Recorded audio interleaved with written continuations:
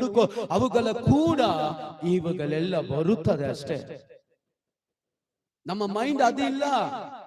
Kingdom ಹುಡುಕೋದಲ್ಲ, ದೇವರ ರಾಜ್ಯವನ್ನು ದೇವರನ್ನು ಹುಡುಕೋದಲ್ಲ, ಬೇರೇನೋ ಹುಡುಕೊಂಡ್ ಬರ್ತಾ ಇದೀವಿ ನಾವು. ದೇವರು ಹೇಳ್ತಾರೆ, ನಿನ್ನ ಆಲೋಚನೆಗಳನ್ನ ಸ್ಥಿರಪಡಿಸ್ತೇನೆ, ನಿನ್ನ ಆಲೋಚನೆಗಳನ್ನ ಸ್ಥಿರಪಡಿಸ್ತೇನೆ. ಎಸ್ತರ್ ನೋಡ್ರಿ, ಎಸ್ತರ್ ಆ ಮಾತನ್ನು ಕೇಳಿದ್ರೆ, ಆಮೇಲೆ 4ನೇ ಅಧ್ಯಾಯ, ಎಸ್ತರ್ 4ನೇ ಅಧ್ಯಾಯ 16ನೇ ವಾಕ್ಯದಲ್ಲಿ, ನಾನು ಸತ್ರು ಸಾಯ್ತೀನಿ, ಮಿತಿ ಮೀರಿ ರಾಜನ ಸನ್ನಿಧಾನಕ್ಕೆ ಹೋಗ್ತೀನಿ. ಯಾಕೆ?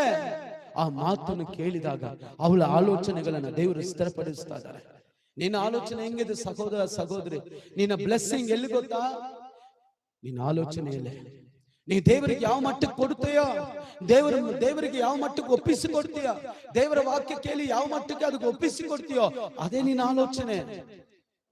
ಈ ಕಿವಿಯಲ್ಲಿ ಕೇಳಿ ಈ ಕಿವಿಯಲ್ಲಿ ಹೋದ್ರೆ ಅದು ನಡೆಯಲ್ಲ.